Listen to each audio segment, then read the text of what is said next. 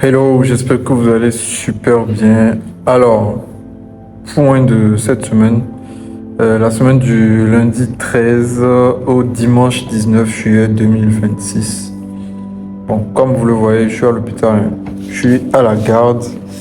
Donc, j'ai réussi à me dégager un petit temps pour essayer de faire un point de la semaine.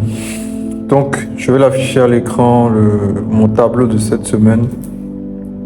Donc sur le tableau, on voit clairement que déjà par rapport aux routines du matin, j'ai réussi à plus ou moins les faire 4 jours sur 7, mais pas complètes. Parce qu'il faut savoir que mes routines du matin prennent en compte prière, gratitude, visualisation, méditation. Prière, je suis chrétien, gratitude. Habituellement, j'énumère 3 choses dont je suis reconnaissant. 3 choses, peu importe.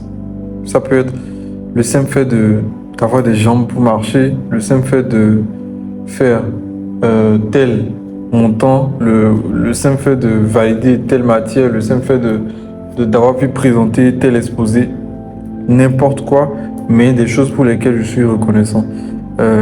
Visualisation de mes objectifs, visualisation de là où je vais, de ce que je vais atteindre, et méditation pour avoir l'esprit beaucoup plus calme, plus posé et plus clair. Mais cette semaine, j'ai pas réussi à me lever tôt, parce qu'il faut que je me lève tôt pour pouvoir les faire. Je peux pas me lever à 7 heures alors que je dois aller au boulot à 8 heures, je dois aller à l'hôpital à 8 heures et faire toutes ces choses-là. Donc, je me suis pas levé tôt. J'ai juste pu faire 2 jours sur 7 prières gratitude et 2 autres jours uniquement la prière. Routine du soir, j'ai réussi à la faire une seule fois parce que ma routine du soir, c'est quoi? C'est juste d'écouter des affirmations positives. D'écouter des affirmations positives qui vont dans le sens de l'abondance, de la richesse, de la réussite et autres. Pendant que je dors, parce que c'est pendant qu'on dort que le subconscient enregistre ce qu'il entend et ce qu'il perçoit. Et donc, naturellement, ça travaille dans notre vie plus tard. Et donc, je l'ai fait juste une fois, et les 2 autres fois, j'étais de garde, et tout le reste, j'ai pas pu du tout le faire. 3e colonne, médecine, j'ai pas eu le temps de me poser réellement et de lire des cours de médecine, désolé. Bien que je sois à l'hôpital tous les jours, parce que quand tu es à l'hôpital, tu as sur plusieurs fronts, tout ça. Tu n'as pas vraiment le temps de te poser, de te dire, ok, je prends tel cours que je lis. Certes, tu touches à plein de pathologies en fonction de la spécialité dans laquelle tu es. Mais tu n'as pas le temps de te poser, de te dire que ok, tu vas lire tel cours. Et moi, il faut que je me prépare j'ai des examens qui vont venir et tout, il faut que je me prépare. C'est pour ça que cette colonne-là est principalement là. Et il faut vraiment que je commence par prendre le pas par rapport à ça. Ensuite, lecture. Lecture, ça c'est ce dont je suis le plus fier cette semaine. J'ai réussi à lire 5 chapitres du livre que je lis actuellement.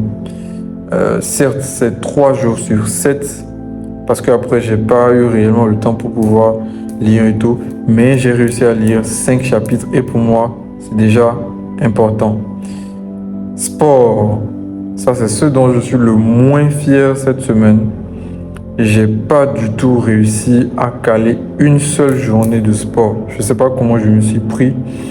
Je sais pas si c'est parce que je me suis pas levé tôt, que je rentrais tard et que j'étais fatigué, mais j'ai pas réussi à caler une seule journée de sport, que ce soit de la corde à sauter, de la muscu à la maison, des étirements, peu importe, j'ai pas réussi à le faire et ça, je trouve que c'est un peu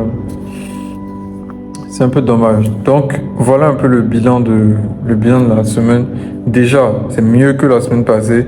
J'ai réussi à améliorer des choses par rapport à ma routine, par rapport à la routine du matin, du soir et par rapport à la lecture.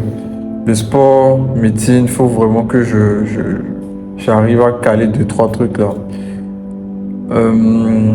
Et moi, je trouve que c'est intéressant pour moi d'avoir ce tableau-là j'analyse chaque semaine parce que on ne peut améliorer que ce qu'on traque. Et c'est en traquant comme ça, je sais réellement où passe mon attention, qu'est-ce que je fais, qu'est-ce que je dois améliorer, qu'est-ce que je fais mal, qu'est-ce que je fais bien. Ok, chaque semaine, voilà ce que j'ai fait, voilà ce que j'ai pas fait, voilà ce que je dois changer et tout. Et donc, je trouve que c'est quelque chose de très intéressant. Et semaine prochaine, on verra ce que ça va donner. Je pense que je vais essayer d'améliorer encore plus. À part si j'ai vraiment pas le temps. Parce que là, je dois commencer un autre service durant mon internat là. Pas si j'ai vraiment pas le temps. Normalement, je dois pouvoir améliorer 2-3 trucs. Déjà les cours de médecine, sport, lecture, les routines, etc. J'espère qu'il y aura du mieux. Ensuite, cette semaine, j'ai eu à participer au Wilson Botoye Summit. C'était incroyable. En vrai, c'était incroyable. Placée sous le thème Économie digitale, bâtit la souveraineté par les produits numériques. Le Wilson Botoye Summit 2026 ouvre officiellement ses portes. C'était samedi. J'ai rencontré énormément de personnes là-bas. Énormément de personnes inspirantes. Il y avait déjà Wilson qui est passé, qui a parlé de produits digitaux, d'économie numérique. Oui, Wilson, cette méthode, ça marche pour toi, mais sachez que c'est le cas pour des milliers de personnes que j'ai accompagnées à travers le monde. Il y avait Amadou Fall qui est passé, qui a parlé de SaaS. J'ai eu plein d'idées par rapport à ça. L'idée, c'est vous pouvez tous aujourd'hui créer votre SaaS. Il y a Paul Bordas qui est passé, qui a parlé des tunnels de vente et de la prestation de services. Leur adresse email, leur numéro de téléphone, leur prénom. Et ensuite, cette personne... Il y avait Fanel Nkenfa qui est venu et qui a parlé de YouTube. YouTube, c'est la meilleure des plateformes. Et vous savez pourquoi? Bon. J'ai surkiffé. Après, il y avait plein d'autres intervenants que je connaissais pas et que j'ai découvert là-bas. Des têtes aussi inspirantes les unes que les autres. Et même ceux qui étaient présents, il y avait près de 1200 personnes qui étaient présentes.